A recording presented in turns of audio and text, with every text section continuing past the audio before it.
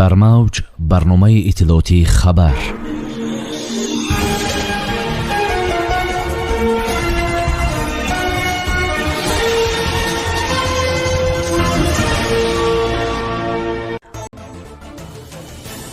аз Бадахшон то Суғду Хатлон президенти мамлакат раисони 11 шаҳру навоҳиро таъин карданд.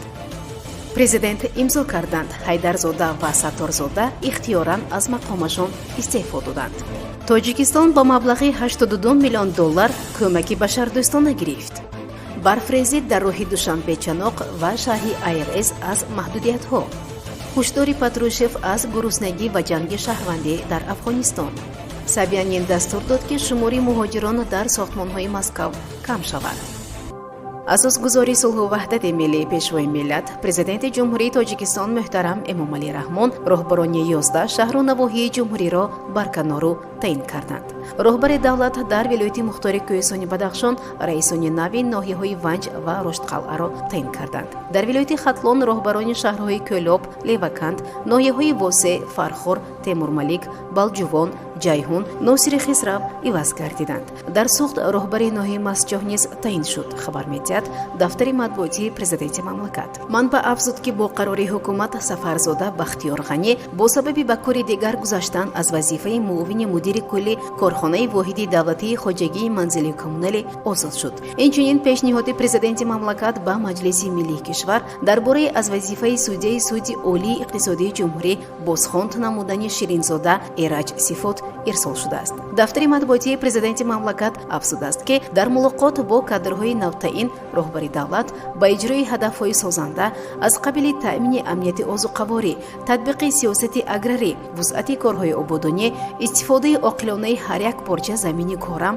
ва заминҳои назди ҳавлигӣ, гирифтани 2/3 ҳосил аз заминҳои обӣ дастур доданд. рушди бахши кишоварзӣ, баланд бардоштани сифати маҳсулот, ҷалби сармояи хориҷию ватанӣ баҳри рушди соҳа, дастгирии соҳибкорӣ, таъмини бозори дохилӣ бо маҳсулоти босифати кишоварзӣ, рушди соҳаи агросаноатӣ аз ҷумла тухмипарварӣ, зироатпарварӣ, чорводорӣ ва ғайра низ аз ҷумлаи супоришҳои роҳбари давлат ба роҳбарони навтаини шаҳру навоҳӣ арзёбӣ шуданд.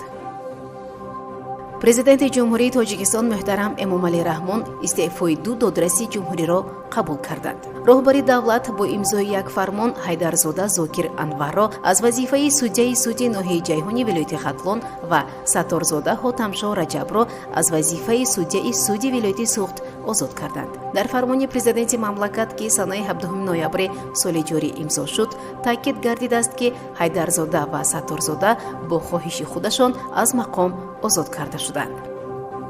ҷумҳурии Тоҷикистон аз 58 кишвари дунё кӯмакҳои башардӯстонаро дарёфт намудааст, хабар медиҳад хадамоти гумрук.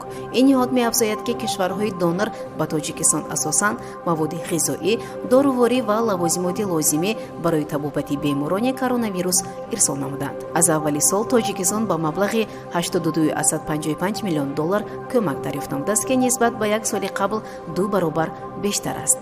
дар маҷмӯи соли равон ба ҷумҳурӣ беш аз 24,8 ҳазор тонна моли башардӯстона ворид шудааст.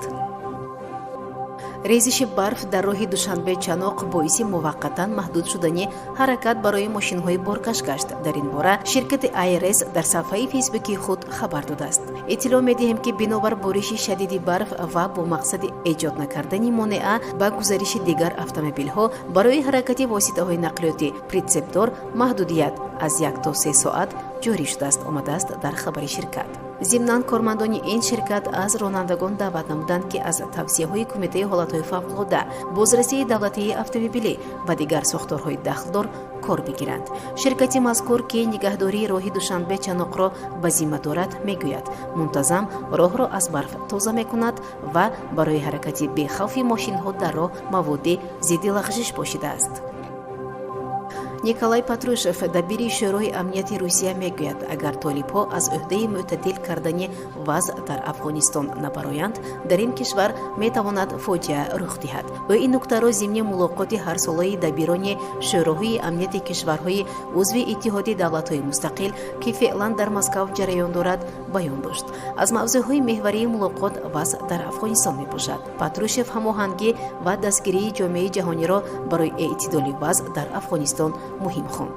ӯ аз ҷумла ҳушдор дод, ки метавонад дар Афғонистон ҷанги нави дохилӣ сар занад, гуруснагию фақри сартосарӣ ба вуҷуд ояд. ҳамчунин ин мақомдори Русия ҳамоно яке аз хатарҳои муҳими бархоста аз Афғонистонро терроризм медонад ва ҳамоҳангии ҷомеаи ҷаҳониро муҳим мехонад. мери шаҳри Москав Сергей Собянин гуфт, шумори муҳоҷирон дар сохтмонҳо дар доираи барномаи навсозии Москав бояд кам карда шавад. Ба гуфтаи ӯ, дар чунин корҳо бояд худи шаҳрвандони ин кишвар бо маоши бештар ҷалб шаванд. аз минтақаҳои наздик бештар рӯзҳоро ҷалб намоед, бо маош ва шароити хуби корӣ таъмин кунед, таъкид намудааст Собянин ба мудири корхонаи Крост Алексей Dabashin. дар ҳамин ҳол Сергей Собянин даъват кард, ки барои ин ҳадафҳо ҷой интихоб намуда корхона бунёд мекунад. аммо Dabashin қайд намудааст, ки давоми як соли охир шумораи хориҷиён дар сохтмонҳои Москав ҳудуди 15% коҳиш ёфтааст. ӯ таъкид намуд, ки ба бинокорони дорои ихтисоси хуб аз 120 то 150 ҳазор рубл музд дода мешавад, аммо чунин маошро танҳо шаҳрвандони Русия гирифта метавонанду халос. шунавандагони гиромӣ, дар ҳамҷо барномаи иттилоотии хабар ба поён мерасад. хайр. барномаи иттилоотии хабар. аз рӯйдодҳои Тоҷикистон, минтақа ва ҷаҳон огоҳ бош.